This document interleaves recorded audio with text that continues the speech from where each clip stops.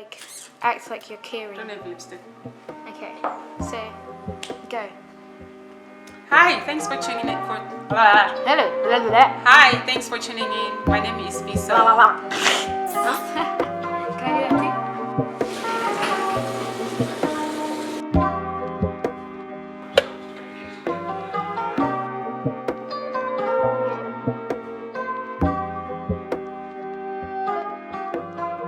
Hi guys, welcome to my channel. Thank you for tuning in. Today I've got a hot topic. I actually wrote a blog post about this, I think 2 years ago, and I decided to turn it into a video. Okay, this is based on a real life situation, something that happened to me, so stay tuned. My topic is, my situation was desperate, but my mind was not destitute. I repeat again, my situation was desperate, but my mind was not destitute. Okay, before we get into the video, just want to bring it to your attention that this video is for information only. It does not consider your personal circumstances or your financial situation. If you need financial advice or personal financial advice, talk to a registered financial advisor. Okay, let's get into the video. Okay, maybe 3 years ago, I was in a desperate situation, like financially very desperate situation.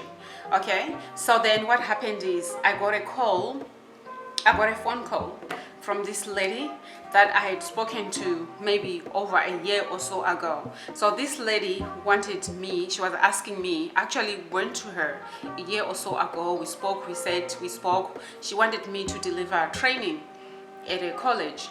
Okay, but then we couldn't agree on how much she was gonna pay me, and the money that they were offering was just too low, so I just turned it down. I was like, no.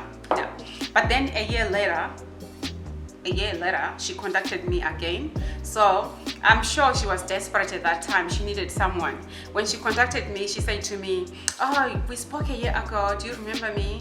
But then, you know, you couldn't take the offer because we couldn't agree on the money.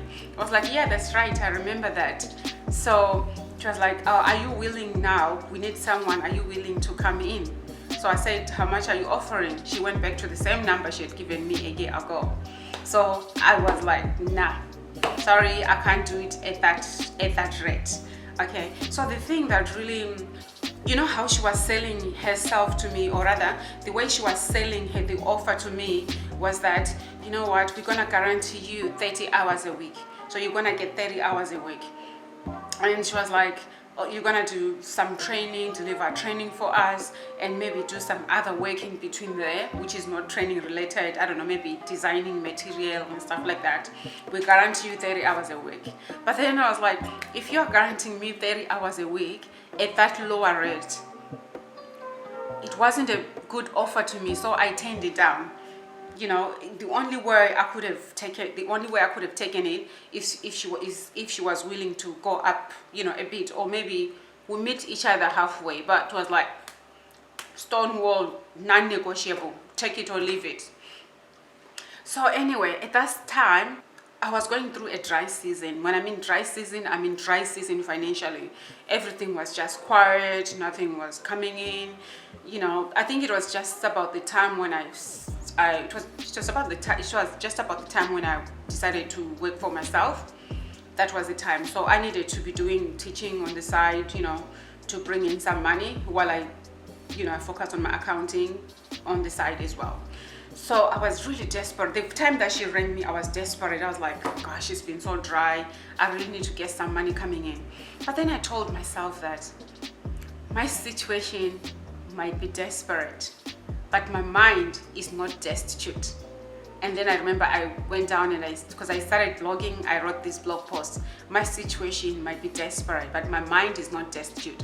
What I meant by that, my mind is not poor. My mind is not penniless. My mind is not it's not pegged up, it's not given up. My mind still functions. And I think the one thing that I really didn't like was the fact that she actually mentioned to me that, you know what, you got so much so much experience, so much, you know, skills, highly qualified and stuff like that, it would be good to have you on our books. So it was more about them to have someone in their books or in their website to say, we have this caliber of staff delivering our training. So that's the part that I didn't like. I didn't like the fact that, okay, you want to have me there on your website, you want to say to people, you know, we've got this kind of people, you know, high caliber staff, but you are not willing to pay. You know, that's the part that I didn't like. So that's why I was like, no, even though I need money, I really need money right now, but I can't take it at this rate. And the one thing that I did as well, I didn't show my desperation, right? Despite the fact that I was desperate, despite the fact that my situation was like, I needed money like yesterday, I didn't show her that. I was still strong in my negotiation, and I was actually prepared to have nothing, to let it go, than to take that. Because when I thought of it, one thing that you should always know is that working more hours does not give you more money. Right, working more hours does not equal to more money. So if someone is paying you $20 an hour and then you are working for 30 hours when they could be paying you $80 per hour, you're not gonna make much mileage. So basically the situation was like, she wanted me to do 7 hours of work per day at the rate that she was offering, and get the money that I would have made if I worked 3 hours, just to put everything into perspective. So I do a 7-hour day and get paid money for 7 hours, but that money I could have made it in 3 hours. So the maths didn't add up. Yeah, the maths didn't add up. So anyway, I turned it down because working more hours does not equal more money. All right, that's point number one. I'm gonna actually do a video on this because a lot of people, you know, they go into, they get persuaded to take a job or to do more hours because they think they'll make more money. There is a whole lot of things that come in. It's your rate, you know, how much they're paying you per hour. It's your tax as well that kicks in. And if you are in Australia, we've got something called, payments for kids that kicks in as well, because if you got paid more for your kids by the government, they will take the money away from you. So it's got a lot of financial implications. I'll talk about that in a separate video.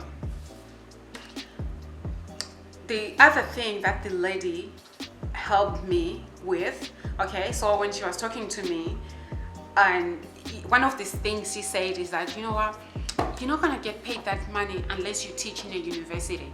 This is the point that I got from her. See opportunities, even from an opponent, right? See opportunities, even when people are saying, even like from her, she wanted to get me at a lower rate. I saw an opportunity, like as in saying, the opportunity came in saying that she was saying to me, you're not gonna get that rate unless you teach at university. When she said that, I was like, wow, I didn't know I can teach at university. So she planted that seed in me. Then from that time on, I was like, you know what?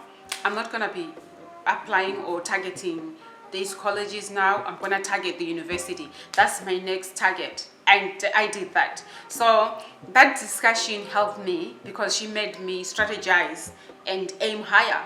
Because I was thinking, you know what?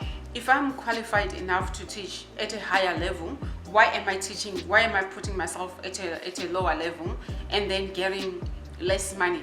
So see opportunities even from an opponent. So what am I saying? What I'm saying is that at times your situation might not be ideal, but try and look out for opportunities even in those situations when it's not ideal, and seize them. Okay?